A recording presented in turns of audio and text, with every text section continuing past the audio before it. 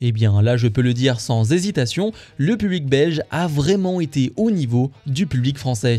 Et bonjour à toutes et à tous, on se retrouve aujourd'hui pour mon récap de Raw du 17 mars 2025. Et comme d'habitude, le meilleur moyen de me soutenir, c'est de mettre un maximum de pouces vers le haut et de vous abonner.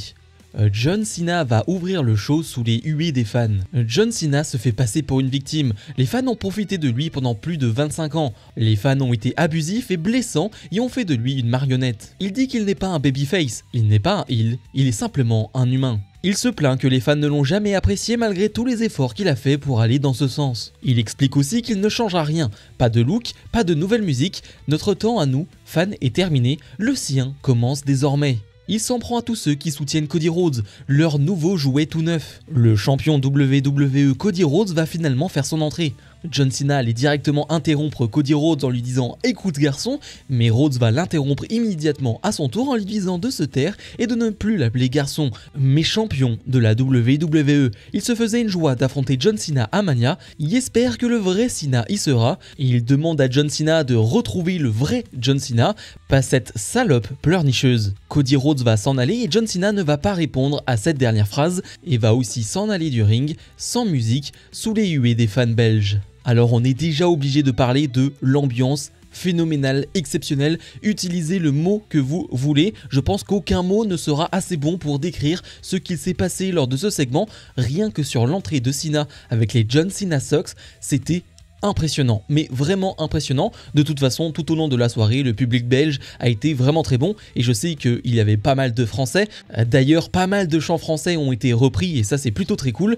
Donc ouais, l'ambiance était génialissime, ce qui a participé à rendre ce segment légendaire. Alors je ne sais pas si c'est la meilleure promo de Cena en termes de delivery et je ne sais pas si en termes de propos même c'est la meilleure, mais par rapport à tout ce qu'elle représente, par rapport à son heel turn, je la trouve évidemment légendaire et on s'en rappellera.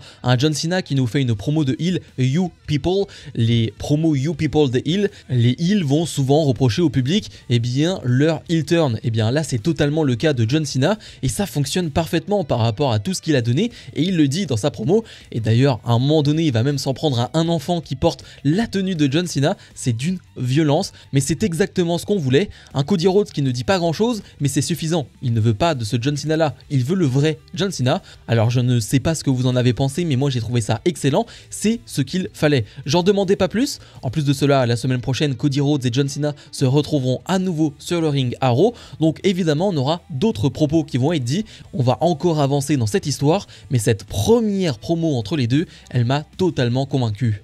On enchaîne directement avec Penta qui fait face à Ludwig Kaiser dans un No Holds Barred match, un match sans disqualification qui va durer 11 minutes et qui était excellent. Et petit spoiler, eh bien c'était le meilleur match de la soirée et d'assez loin. Malheureusement peut-être, mais ça on en reparlera. Mais oui, c'était un excellent combat. Je parlais d'ambiance et oui, l'accueil pour Penta est là aussi phénoménal. Un Penta qui va recevoir un accueil de roi, un accueil mérité et un Penta qui va bien se la donner sur le ring. Penta face à Kaiser, ça fonctionne très bien, il y a une vraie belle alchimie entre les deux, il n'y a rien à dire. J'aime beaucoup les enchaînements de chop, les enchaînements de droite qu'on peut avoir lors de ce combat et le public va adorer ça, le public va vraiment déguster chaque seconde de ce combat, comme moi devant mon écran. J'en ai pas parlé mais oui, une diffusion à 20 h un lundi, ça fait quand même plaisir. Tu peux regarder ça en direct avec un public belge chaud bouillant. J'avoue que sur le papier, c'était hyper agréable. Et je dis bien sur le papier. Mais oui, on a vraiment un très bon match. On a un Kaiser qui va même essayer de faire passer Penta à travers la table des commentateurs. Des chaises vont être utilisées. Bref, la totale. Et c'est Penta qui va remporter ce match en portant son finish sur une chaise justement. Un Penta qui va prendre le micro derrière, interviewé par Cathy Kelly, et qui va nous dire qu'il veut le titre intercontinental de Bron Breakker. Alors, il va surtout dire le titre continental, mais on t'en veut pas à Penta. Un Penta qui a toujours beaucoup d'énergie pendant les promos. Alors c'est pas toujours très clair, c'est pas toujours très bon en termes d'anglais, mais on lui en veut pas vraiment. Juste il a très envie de bien faire et c'est tant mieux. Bref, en tout cas il a challengé Bron Breakker pour un match et bah ça on espère que ça arrivera. Alors est-ce qu'on aura un match à plusieurs à Mania? Ça je ne sais pas, mais Penta face à Breakker, ça fait rêver. Dakota Kai fait face à Ivy Nile dans un combat de 3 minutes, quelque chose comme ça. En termes de combat, il n'y a vraiment rien à dire sur ce match. La Belgique a très bien accueilli Dakota Kai et d'ailleurs je ne sais pas si c'est un nouveau thème pour Dakota Kai tellement on l'entend peu, mais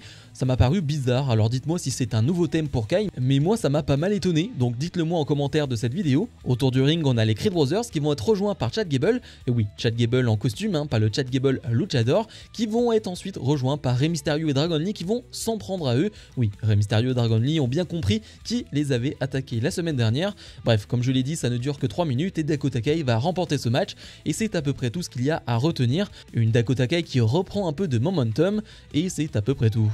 Bianca Belair et Io Sky sont sur le ring pour signer un contrat pour leur match de championnat à WrestleMania. Les deux catcheuses vont bien signer leur contrat, on n'a pas de bagarre à ce moment-là, et puis Rhea Ripley va faire son entrée. Elle se demande ce qu'elles font sans elle. Le ton va finir par monter, les esprits vont s'échauffer et une première bousculade déclenche une énorme bagarre. Rhea Ripley va porter une powerbomb à Io Sky en projetant cette dernière sur Bianca Belair déjà KO sur cette même table, et va ensuite signer le contrat à son tour. Alors c'était pas vraiment un très grand segment de signature de contrat, on va pas se mentir, il n'y a pas grand chose à en retenir. Si, j'ai noté une chose, c'est que Io Sky, eh bien elle dit 2-3 petites phrases avec son anglais qui n'est certes pas incroyable, mais on s'en fiche parce que elle a une telle énergie et son énergie est communicative. C'est d'ailleurs ce que dit Corey Graves au commentaire et je suis totalement d'accord avec ça. Quand elle sourit, quand elle parle, et oui, t'as envie de la soutenir, t'as envie, eh bien, de croire en elle, et c'est d'ailleurs ce que va faire le public belge qui est à fond derrière Io Sky.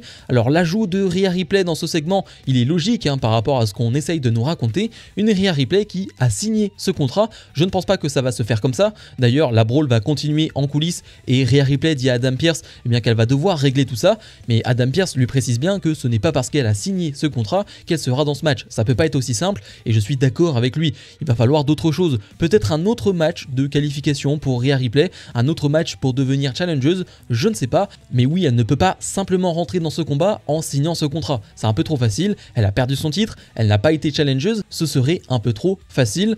En tout cas, là aussi, c'est un segment un peu anodin, même si l'ambiance, encore une fois, était excellente. Jey Uso fait face à Austin Theory. Eh bien, je parlais de match anodin, eh bien là on est vraiment dedans parce que ce match ne va durer que quelques secondes. Et oui, parce que Jey Uso, après une entrée exceptionnelle, ça on doit le dire, l'entrée était vraiment dingue, digne de l'entrée de Jey Uso en France, n'ayons pas peur de le dire, eh bien Jey Uso va vite porter son spear sur Austin Theory. D'ailleurs, Michael Cole et moi-même ne savaient pas trop que c'était un spear. Michael Cole pensait que c'était un simple crossbody, moi aussi, et finalement non, c'est bien un spear qui va faire 3 et donc victoire de Jey Uso. Va falloir quand même faire mieux en termes de spear parce que là on n'en peut plus. Un Jey Uso qui va s'en prendre à Grayson Waller et Austin Theory après le combat, qui va malheureusement faire un énorme botch en sautant au-dessus de la 3ème corde. C'est pas le moment de te blesser Jey Uso, c'est pas le moment de tenter des dingueries et de te faire mal parce que là vraiment il aurait pu se faire très mal en retombant sur la nuque sur le tablier du ring. Gunther, le champion du monde, va s'en prendre à Jey Uso, mais cette fois-ci, eh bien Jey Uso va prendre le dessus, va poser avec le titre avant de lui rendre. C'est un peu toujours la même chose. On en parle depuis des semaines, ces attaques incessantes après les combats, Gunther, Jey Uso, on n'en peut plus, on n'en peut vraiment plus. En plus de cela, oui, tu fais un match de moins d'1 minute, t'as le botch derrière, c'est pas une très bonne soirée pour Jey Uso. Alors si, la présentation, l'ambiance, l'entrée, exceptionnelle, mais si on parle de catch, eh bah c'était pas la folie de l'année, clairement pas, et c'est pas sur ce genre de moment-là que Jey Uso va nous donner de la hype, que Jey Uso va nous faire croire que ce match à Mania peut être très bon face à Gunther. En tout cas, j'espère qu'on va vraiment changer de segment dans les prochaines semaines, parce qu'avoir simplement Gunther qui intervient après les matchs de Jey Uso ou l'inverse, eh bien ça ne me suffit pas pour un match pour le titre de champion du monde. Rey Mysterio et Dragon Lee font face aux Creed Brothers dans un combat de 4 minutes. Et oui, on a l'impression qu'on est vraiment sur un rush depuis le premier segment entre Cody Rhodes et John Cena. Tout va durer très peu de temps et là on est sur un sprint et c'est un poil dommage parce que c'est un bon match de 4 minutes. Enfin, bon match, on se comprend, c'est un match de 4 minutes, mais c'est pas déconnant du tout. Rey Mysterio, Dragon Lee face aux Creed Brothers, t'as envie d'avoir un match de 7-8 minutes voire plus, ça peut être excellent sur le papier. Eh bien non, on est vraiment sur un énorme sprint et ça va être ça jusqu'à la fin, et ça a été le cas depuis le segment de Cena et Cody Rhodes. Et moi je veux bien qu'on me dise oui, le segment entre Cena et Rhodes a duré trop longtemps donc on est obligé d'accélérer, mais là on n'est plus à la télévision, là on est sur Raw sur Netflix et on nous avait dit qu'on allait avoir une certaine adaptabilité et qu'on ne serait plus en manque de temps. Et bien là c'est la preuve que si on est en manque de temps et on est obligé de tout accélérer. Rey Mysterio et Dragon Lee vont remporter ce match et après le match, le catcheur masqué, ce luchador, va s'en prendre à eux. Évidemment c'est encore Chad Gable, mais ça fonctionne très bien encore, son intervention est vraiment bonne, il s'enfuit parce que la sécurité allait intervenir, mais ça m'intéresse, comme la semaine dernière j'étais intrigué par ce personnage de Chad Gable, ce luchador, et bien là, voir ce qu'ils en font, ça m'intéresse encore semaine après semaine. Seth Rollins est sur le ring. Il prend le micro pour dire qu'il va parler de CM Punk, mais veut d'abord évoquer Roman Reigns, et ne lui en veut pas d'être revenu pour se venger, il aurait fait la même chose. Concernant Punk, il regrette de ne pas avoir eu le temps de mettre fin à son rêve à Mania et de s'en débarrasser pour toujours. Comme au beau vieux temps, il est là pour nettoyer le bordel de Roman Reigns. Il va terminer sa promo en disant qu'il sera vendredi à SmackDown où sont déjà annoncés CM Punk et Roman Reigns. Alors c'est une promo qui fait pas mal débat sur les réseaux sociaux. Et oui, parce que moi je me suis clairement avancé, j'ai trouvé ça inutile. Mais vraiment, ça n'a servi à rien. Et je pense qu'il est important de dire que si tu es sur place, si tu es dans le public belge, si tu étais à Bruxelles hier soir, tu n'as pas trouvé ça inutile parce que tu as vu Seth Rollins, que tu as pu chanter son thème pendant des minutes et que c'était un top moment. Mais encore une fois, eh bien je ne faisais pas partie de ce public. Moi j'étais à la maison et Seth Rollins qui fait son entrée, je le vois chaque semaine à Raw. Donc oui, moi j'ai pas ce truc de il est présent, c'est une grosse star qui est présente et peu importe ce qu'il dit, ça me va. Non, moi j'ai pas ce truc là, j'attendais qu'il dise des choses intéressantes et en même temps je ne peux pas vraiment le blâmer parce qu'il est tout seul, il n'y a pas CM Punk, il n'y a pas Roman Reigns. Comment tu veux parler d'une histoire quand tu es tout seul alors que c'est une histoire à 3? Ce qui montre encore une fois qu'il y a bien des problèmes dans ce match là à 3. En plus de cela, il nous refait la promo du ne vous inquiétez pas, Roman Reigns et CM Punk seront présents à SmackDown. Alors non, ils sont pas là ce soir, mais ils seront présents à SmackDown, donc ça c'est cool. Alors ça vraiment pour le public, il n'y a rien de pire. Surtout pour un public belge qui était bouillant, de leur dire non non, vous en faites pas, CM Punk qui devait être présent de base n'est pas là, et Roman Reigns qui n'est jamais là n'est pas là, mais regardez SmackDown, vendredi, on sera tous les trois là sur le ring, et cette promo là ne sert à rien, mais celle de vendredi, vraiment elle aura un but. Moi je l'ai pris vraiment comme ça cette promo, donc j'ai trouvé que c'était un peu du foutage de gueule, ça ne m'a pas plu du tout. Et dans le main event, Bron Breakker défend son titre de champion intercontinental face à Finn Balor, un combat qui va durer 13 minutes, et oui, on leur laisse un peu de temps et c'était un vrai bon match. J'ai parlé du Penta face à Ludwig Kaiser qui était pour moi le meilleur match de la soirée, bien celui-là s'en rapproche, je l'ai beaucoup apprécié. Alors on peut noter que Finn Balor pendant la pub a fait une promo et que tout le monde en avait rien à faire et ça c'est quand même bien triste. T'es en Belgique, tout le monde a reçu un bel accueil, et bien pas lui, et ça c'est quand même bien triste et en même temps sa promo, elle était quand même pas dingue du tout. Mais sinon pour en revenir à ce match, oui c'est très bien, les deux ont une vraie belle alchimie, j'ai beaucoup apprécié, même si je trouve qu'il y a une domination de Balor qui n'est pas hyper intéressante, le reste c'est vraiment très cool, très agréable à suivre. Il y a 2-3 enchaînements que j'ai bien aimé, un contre de Balor qui va se terminer avec une Russian leg sweep qui était vraiment génial, un contre encore une fois de Balor sur un military press qui était vraiment très bon aussi. Non franchement ça fonctionne très bien et c'est très plaisant. On a eu encore la clothesline sur la table des commentateurs de Bron Breakker qui est toujours une prise vraiment excellente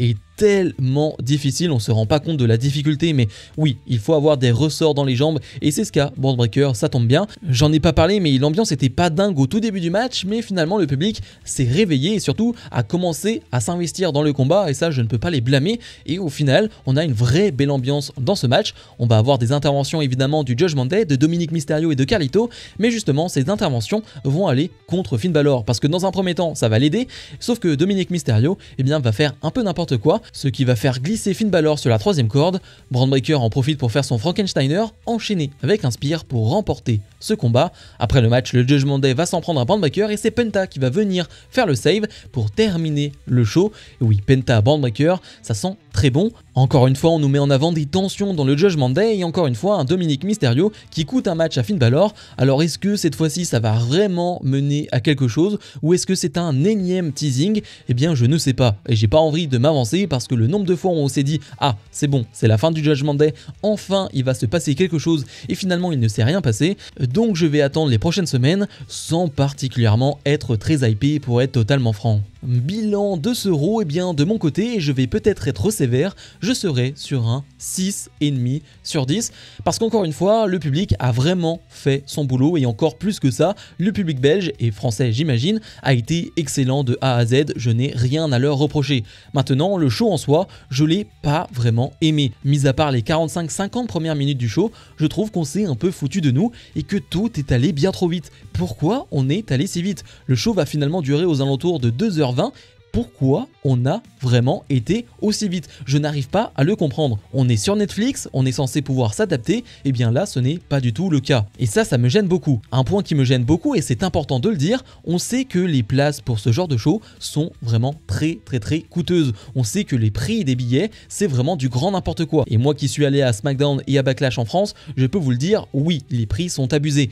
Eh bien je pense qu'on peut être un minimum exigeant quand même. Ce n'est pas parce que c'est la première fois qu'il y a un Raw en Belgique, qu'on a un show aussi grand, qu'on a John Cena, du Seth Rollins, bref, qu'on a des grosses stars présentes, qu'on doit se satisfaire de aussi peu. Je pense que c'est important d'avoir cette exigence parce que sinon la WWE, eh bien on n'aura plus rien à faire, et c'est d'ailleurs déjà le cas. Ils savent très bien que l'ambiance va être exceptionnelle et que peu importe le show qu'ils vont nous donner, eh bien l'ambiance sera présente et que le public sera content. Et d'ailleurs ce n'est pas un reproche pour les gens sur place. Quand vous êtes sur place, l'ambiance est incroyable, le moment présent est fou, et donc tu ne penses pas vraiment à te dire « Ah, la promo de Rollins, elle était pas dingue, ah ça c'était pas fou ». Non, tu vis le moment présent et ce n'est pas un reproche pour vous. Mais c'est plutôt toi à la maison, tu peux quand même te poser quelques questions et te dire quand même, c'était pas dingue. Quand même, avec un peu de recul, c'était quand même pas incroyable. Et je pense que ce n'est pas être aigri de dire ça. Je pense qu'au contraire, c'est très sain de dire cela. Parce que sinon, eh bien, on va tout avaler. Et on est simplement des pigeons qui ne vont rien dire à chaque fois.